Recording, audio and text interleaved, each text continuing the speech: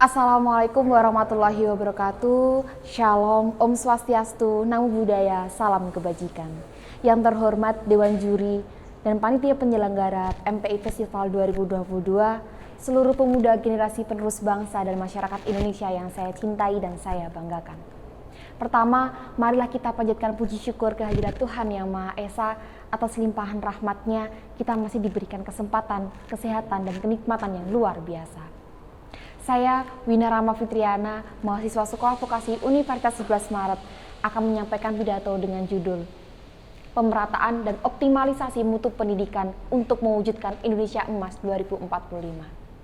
Saudara-saudara sebangsa dan setanah air, bagi kita generasi penerus bangsa pasti tidak akan asing lagi dengan istilah Indonesia Emas 2045. Tepat 100 tahun usia kemerdekaan Indonesia Emas 2045 menjadi harapan masa depan bangsa Indonesia untuk mewujudkan negara yang maju, berdaulat, adil, dan makmur. Lantas bagaimana peran pemerintah dalam mempersiapkan hal ini? Terdapat 4 pilar yang disusun oleh pemerintah, yaitu pembangunan manusia dan pengembangan iptek, pembangunan ekonomi berkelanjutan, pemerataan pembangunan, dan pemantapan ketahanan nasional dan tata kelola pemerintahan. Saudara-saudaraku yang saya banggakan, pembangunan masyarakat dan pengembangan iptek adalah menjadi hal yang pokok karena pendidikan adalah peran penting dalam pembangunan hal tersebut.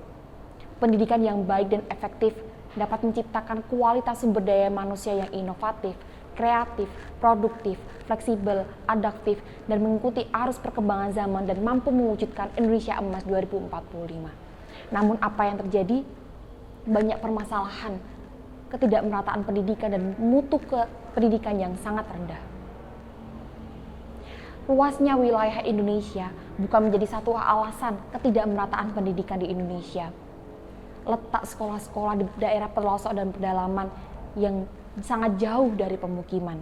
Bayangkan saja, siswa-siswi SD SMP di Papua harus menempuh 5 km untuk sampai di sekolahnya mereka.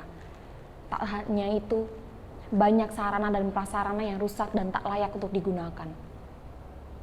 Data dari Kemendikbudristek menyatakan bahwa terdapat pertambahan sebanyak 26% atau 250 unit ruang kelas yang tidak layak untuk digunakan dalam satu term. Sebagai contohnya adalah SDN 02 Jampang, Bogor, bangunan yang tidak berdiri kokoh, atap-atap yang sudah berkeropos, yang membahayakan siswa-siswanya yang ada di dalamnya. Tembok retak, tanah bergelombang, bahkan perpustakaan yang seharusnya digunakan dengan baik, buku-bukunya tidak tersedia dengan baik. Banyak yang sudah dimakan rayap, keropos, rusak, dan tidak layak untuk digunakan. Tak hanya itu, kualitas dari tenaga pengajar pun harus diperhatikan. Yang kita lihat sekarang adalah pendistribusian tenaga pengajar yang tidak merata di daerah pelosok. Bahkan tenaga pengajar pun yang dianggap sebagai PNS pun minim minatnya untuk mengajar di sana. Kualitas suatu bangsa dilihat dari bagaimana tenaga pengajarnya, bagaimana seorang guru mengajar, bagaimana metode yang digunakan, bagaimana penguasaan mereka, bagaimana mereka menanamkan karakter, budi pekerti, etika, moral yang baik kepada siswanya. Dan yang terjadi sekarang adalah banyak guru yang lalai akan kewajibannya untuk mengajar. Dan lebih mirisnya lagi adalah banyak guru yang terlibat dalam kasus-kasus tindak asusila yang seharusnya tidak dilakukan oleh seorang guru. Lantas apa akibatnya? Banyak siswa-siswi yang tidak terpenuhi pendidikannya dengan baik. Tidak mengerti betapa pentingnya pendidikan di Indonesia, betapa pentingnya mereka sebagai agent of change. Hal ini juga menyangkut pada bagaimana siswa-siswi dapat memilah hal yang baik dan benar tentang banyaknya arus perkembangan zaman yang sekarang ini yang ada di sekitaran mereka. Saudara-saudaraku sebangsa dan setanah air, dengan banyaknya permasalahan ini, sudah sepatutnya pemerintah melakukan upaya tindak lanjut yang baik dan benar. Dalam Undang-Undang Dasar 1945 ayat pertama menyatakan bahwa setiap warga negara berhak mendapatkan pendidikannya. Upaya penanggulangannya diperoleh dengan cara pendirian sekolah-sekolah yang ada di pedalaman, perbaikan renovasi dari sarana prasarana dan akses menuju sekolah yang nantinya akan bekerjasama dengan kepala daerah mengenai tentang biayanya.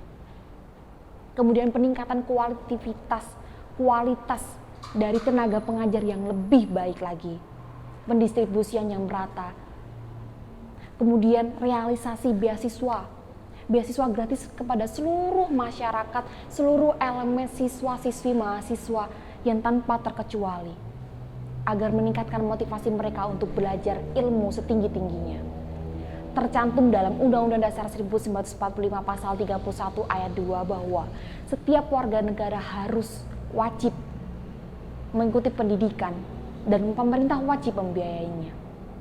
Kemudian dalam inovasi metode pembelajaran yang harus distandarkan lagi, yang harus diupayakan lagi sesuai dengan perkembangan zaman teknologi dan informasi sekarang ini, sehingga meningkatkan kemandirian siswa untuk belajar sendiri tanpa harus dalam sekolah. Saudara-saudaraku, generasi penerus bangsa, kita adalah agent of change, agen perubahan. Marilah bersama-sama menjadi pemuda yang kritis untuk mengawal pemerintahan di negeri ini. Pemuda yang inovatif, kreatif, memanfaatkan perkembangan iptek.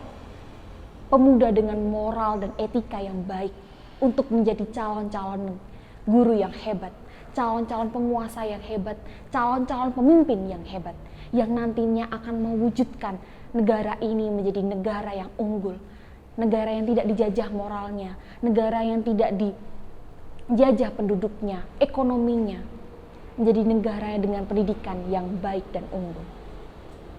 Menjadi negara Indonesia Emas 2045. Be the change you wish to see in the world. Jangan jadikan dirimu untuk menyuruh orang lain berperan, ikut serta. Tapi jadikanlah dirimu untuk ikut serta dalam perubahan itu. Sekian pidato dari saya. Semoga hal-hal baik selalu menyertai nilai kebaikan kita. Akhirul kalam, wabillahi taufik wal hidayah. Wassalamualaikum warahmatullahi wabarakatuh.